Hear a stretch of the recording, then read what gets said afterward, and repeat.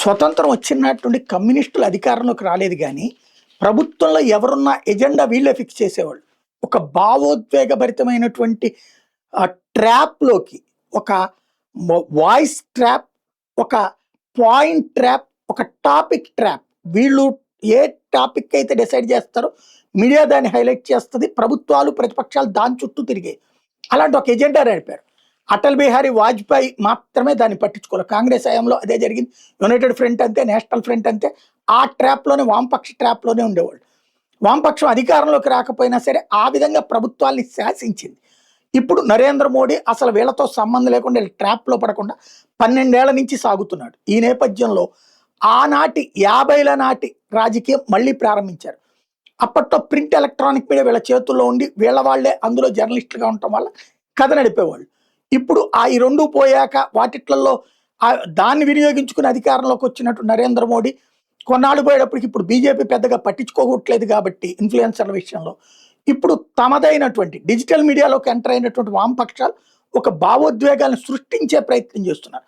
అందులో మోడీని ఆ విధంగా టార్గెట్ చేసి, అంటే చిన్న చిన్న ఇష్యూస్ని ఒక బ్లోప్ చేసి చూపించడానికి వాళ్ళ మనుషులందరూ కూడా మేధావుల రూపంలో, అది జర్నలిస్టులు కావచ్చు, డాక్టర్లు కావచ్చు, టీచర్లు కావచ్చు, ఇలా మేధావుల ముసుగులో ప్రొజెక్ట్ చేయబడి వాళ్ళ చేతన దాన్ని హైలైట్ చేయించి చివరికి ఆ ట్రాప్లోకి లాగే ప్రయత్నం చేస్తారు.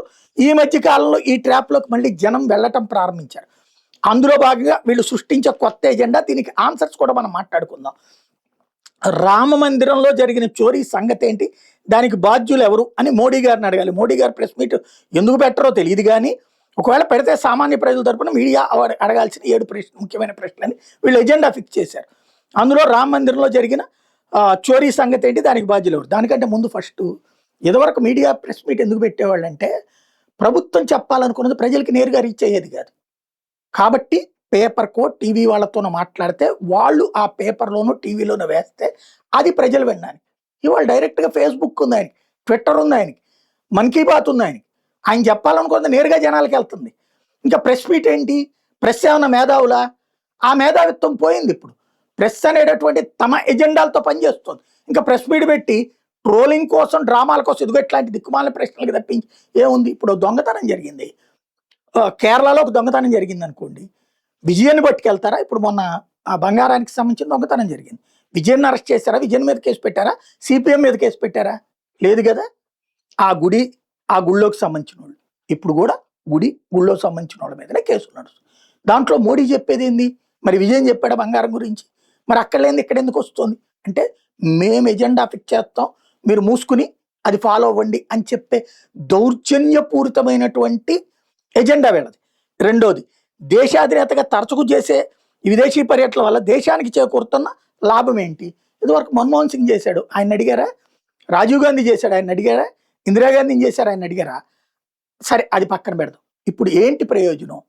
ఇవాళ రోజున అంతర్జాతీయ భూమిక మీదన, అంటే ప్రపంచంలో ఇప్పుడు చైనా దగ్గరికి వెళ్ళారు. ఎందుకని? రిలేషన్స్ మెయింటైన్ చేయడానికి, అలాగే ఎగుమతులు దిగుమతుల గురించి మాట్లాడుకోవడానికి, మనకి వాళ్ళకి మధ్య నుండి పొరపొచ్చాలని కొన్ని క్లియర్ చేసుకోవడం, వ్యాపారం చేయడం. ఇది ప్రపంచం మొత్తం చూస్తోంది.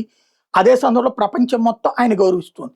అలా గౌరవించొద్దు, వచ్చి మా కార్యాలయంలో దొడ్లో కూర్చున్నట్టు కూర్చోండి మీరు కూడా అని మాట్లాడితే అది వామపక్షాల భావజాలం. దానికి మించి మరొకటి ఏం లేదు. వీళ్ళ నాయకులు ఎందుకు విదేశీ పర్యటనకు వెళ్ళారు? కమ్యూనిస్టులకు సంబంధించినటువంటి ప్రజాప్రతినిధులు కూడా విదేశాలకు ఎందుకు వెళ్తున్నారు? ఏ ఉద్దేశంతో వెళ్తున్నారు? అది ఇక్కడ గుర్తుపెట్టుకోవాల్సిన అంశం. ఇక మూడవది, డొనాల్డ్ ట్రంప్కి భారత్ పూర్తిగా లొంగిపోయిందనే విమర్శల మీద మీ సమాధానం. అది లొంగిపోయిందో లేదో ప్రపంచం చూస్తోంది. డొనాల్డ్ ట్రంప్ అనేటటువంటి వాడు రష్యా నుంచి ఆయిల్ కొనొద్దంటే ఫుల్గా కొంటున్నారు, ఇరాన్ నుంచి కొనొద్దంటే కొంటున్నారు. ఇంకోటి, ప్రపంచంలో ఆయన వ్యాపారానికి అర్జెంటుగా మన ఇద్దరం ఒప్పందం చేసుకుందామంటే ఒప్పుకోవట్లేదు, మా దేశ ప్రయోజనాలే మాకు ముఖ్యమంటున్నారు. ఇంక వాడికి లొంగిపోయేది ఏంది? వాడే చెప్తుండే నా మాట ఎంటలేదు, టిపికల్ పర్సన్ అని చెప్పేసి. కానీ ఆయనకు లొంగిపోయాడని రాహుల్ గాంధీ చెప్తే వీళ్ళు లొంగిపోయారని దాన్ని ధృవీకరిస్తారు. ఇదే ముక్క అనమాట. వాడి పెళ్ళం సరైంది కాదురా అనుకుంటున్నారా అని ఒక అమ్మాయి మీద ఎలా అయితే ముద్రలు వేస్తారో వీళ్ళు ముద్రలు వేయడంలో సిద్ధవస్తులు అనమాట. ఆవుకు గనక ముద్ర వేస్తారు చూడండి, అట్లాగే ప్రపంచంలో ముద్రలు వేయడంలో కమ్యూనిస్టులు మించిన వాళ్ళు లేరు. మరొకసారి అలాంటి ముద్రలు వేస్తున్నారు. పోతే ఖచ్చితంగా ఎన్నికల ముందే సర్జికల్ స్ట్రైక్స్ లేదా ఉగ్రవాద అణచివేత కార్యక్రమాలు ఎందుకు జరుగుతాయి? పాపం వీళ్ళ మిత్రులైనటువంటి పాకిస్తాన్ వాళ్ళని అడగాలి. ఎందుకంటే పాకిస్తాన్ అంటే వీళ్ళకి కూడా ఇష్టమే కదా. ఎందుకు ఎన్నికలకు ముందే వచ్చి ఉగ్రదాడులు చేస్తున్నారు, ఎందుకు చంపించుకుంటున్నారు, ఎందుకు ఎదురుదాడి చేయించుకుంటున్నారు? ఎందుకంటే ఉగ్రదాడి జరిగినప్పుడే రివర్స్ దాడి జరుగుతోంది కానీ వీడప్పుడు వెళ్ళి దాడి చేయట్లేదే. కాబట్టి ఉగ్రదాడి ఎన్నికలప్పుడు ఎందుకు చేస్తున్నారంటే కమ్యూనిస్టుల భావజాలం ఎట్లుందో అట్లాగే మొన్న ఆపరేషన్ సింధూర్ సంగతి పక్కన పెడితే దానికి ముందు జరిగినటువంటిది ఇది సర్జికల్ స్ట్రైక్ 2 జరిగినప్పుడు రెండోసారి మోడీ ఎన్నికలకు ముందు కావాలని చెప్పి పుల్వామా మీద అటాక్ చేసి ఆ రోజున ఏమని చెప్పాడు ఆ ఉగ్రవాద నాయకుడు, లష్కరే తోయిబా నాయకుడు, మోడీ 56 ఇంచుల ఛాతీ ఏంటో మేము చూపించాం, తగిన బుద్ధి చెప్పామన్నాడు. వాళ్ళకి బుద్ధి చెప్పారు. అంటే వాడు మోడీని ఓడించడానికి, రాహుల్ గాంధీని గెలిపించడానికి, కమ్యూనిస్టులను గెలిపించడానికి వాడు పనిచేస్తున్నాడు. కాబట్టి ఎవరి మిత్రుడు పాకిస్తానోడు? మీ మిత్రుడే కదా. మరి వాళ్ళని అడగాలి, ఎందుకయ్యా మీరు వచ్చి ఎలక్షన్స్ ముందు ఏదో పని చేస్తున్నారు, దాంతో మోడీ రివర్స్ కొట్టి హీరో అవుతున్నాడు, మీరు అతన్ని జీరో చేద్దాం మా కోసం అనుకుంటే అతని హీరో అవుతున్నాడని మీరు కదా వాళ్ళకి చెప్పాల్సింది. ఇకపోతే మీ పాలనలోనే మత విద్వేషాలు ఎందుకు పెచ్చిమీరుతున్నాయి? దీనికి అడ్డుకట్ట వేసేది ఎప్పుడు? ఒక్కసారి చెప్పండి, ఏ రాష్ట్రంలో మత ఘర్షణ జరిగినాయి? అంతకుముందు హైదరాబాద్ పాత బస్తీ నుంచి కేరళలో ఘర్షణల దగ్గర నుంచి ప్రతి రాష్ట్రంలో మత ఘర్షణ జరిగింది. కాంగ్రెస్ హయాంలో, యునైటెడ్ ఫ్రంట్ హయాంలో, నేషనల్ ఫ్రంట్ హయాంలో. మరి బీజేపీ వచ్చి ఒక్కొక్క మత ఘర్షణ జరగలేదే. జరిగించే ప్రయత్నం చేసిన వాళ్ళని 24 గంటల్లో తుక్కు రేగొట్టారే. అదే రోజుల తరబడి కర్ఫ్యూలు పెట్టినటువంటి పరిస్థితి ఇంతకుముందు కమ్యూనిస్టులు బలపరిచినటువంటి ప్రభుత్వాల చేతుల్లో ఉంది. అప్పుడు మత ఘర్షణ జరిగినాయి, ఇప్పుడు మత ఘర్షణ జరిగినాయి. ఇప్పుడు ఒక్క మత ఘర్షణ అన్నా జరుగుతుందా? ప్రయత్నిస్తే తాట తీసి వదిలిపెడుతున్నారు. సంబాల్లో చూసాం, ఢిల్లీలో చూసాం. ఇదివరకు అయితే అట్లా లేదు, వాళ్ళని బుజ్జిగించే చర్యల్లో ఉంది. అంటే లోపం ఎక్కడుంది? మీ చూపులో ఉంది. ఇకపోతే మీ ప్రభుత్వంలో అదానీ అంబానీలకు మాత్రం ఆస్తులు ఎలా సమకూరుతున్నాయి, సామాన్యుడి పరిస్థితి ఏంటి? ఓసారి 2.5 లక్షల రూపాయలు ఇదివరకు ట్యాక్స్, 2.5 లక్షల పైన ట్యాక్స్ కట్టినటువంటి ఇవాళ 15 లక్షల దాకా ట్యాక్స్ కట్టిన మధ్యతరగతిని అడగని చెప్తారు. అట్లాగే ఇదివరకటి రోజున అన్నదానం అంటే ఎగబడే పరిస్థితి నుంచి ఇవాళ అన్నం ఇస్తే కూడా తీసుకొని అడుక్కునే వాళ్ళని అడిగి చూడండి చెప్తారు. ఈ దేశంలో ఎవరు ఎదుగుతున్నారు అనేది, పేదలు మధ్యతరగతి అయ్యారు, మధ్యతరగతి ఎగువ మధ్యతరగతి అవుతున్నారు. ఈ దేశంలో అందరూ బతుకుతున్నారు, కమ్యూనిస్టులు కూడా దర్జాగా బతుకుతున్నారు.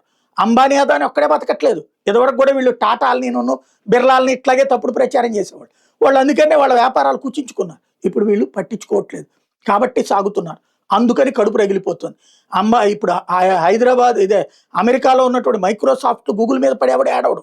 భారతదేశంలో మాత్రమే వ్యాపారస్తుల మీద పడి ఏడ్చే, లేదంటే పరిశ్రమలకు ఉద్యోగ ఉపాధి అవకాశాలు ఇచ్చే వాళ్ళ మీద పడి ఏడుస్తూ 24 గంటలు ఏడుపు కొట్టు బ్యాచ్ కిందన ముద్రేసుకుంటుంది వామపక్షాలను. ఇక్కడ గుర్తుపెట్టుకోవాల్సింది. లేకపోతే ఈవీఎంల ట్యాంపరింగ్, ఓట్ చోరీ మీద రాహుల్ గాంధీ చేస్తున్న తీవ్ర ఆరోపణలకి మీ బదులేంటి? ఎలక్షన్ సంఘాన్ని అడగాలి, వాళ్ళు చెప్పారు. సుప్రీంకోర్టుని అడగాలి, వాళ్ళు చెప్పారు. ఇంకేం చెప్పాలి దాంట్లో? ఈవీఎం మేనేజ్మెంట్ అయితే కనుక కమ్యూనిస్టులు పోయి కాంగ్రెస్ ఎందుకు వచ్చింది, బీజేపీ ఎందుకు రాలేదు? తమిళనాడులో స్టాలిన్ పోయి విజయ్ ఎందుకు వచ్చాడు, బీజేపీ ఎందుకు రాలేదు? అంటే బీజేపీ గెలిచిన చోట మాత్రమే ఈవీఎంలు పనిచేయవా? అదే మిగతా రాష్ట్రాలు అయితే ఈవీఎంలు పనిచేస్తాయా? ఈవీఎంలు మేనేజ్ చేయడం అని రాహుల్ గాంధీ చెప్పిన మాట నిజమైతే కమ్యూనిస్ట్ అట్లా గెలవాలి కేరళలో. కాబట్టి లేదు, తెలంగాణలో కాంగ్రెస్ ఎందుకు గెలిచింది, కర్ణాటకలో కాంగ్రెస్ ఎందుకు గెలిచింది? వాళ్ళకు ఓడిపోయినప్పుడల్లా ఈవీఎం అనే ఒక సాకు చెప్పుకుంటారు. ఆ సాకుకి మోడీ అని సమాధానం చెప్పాలి.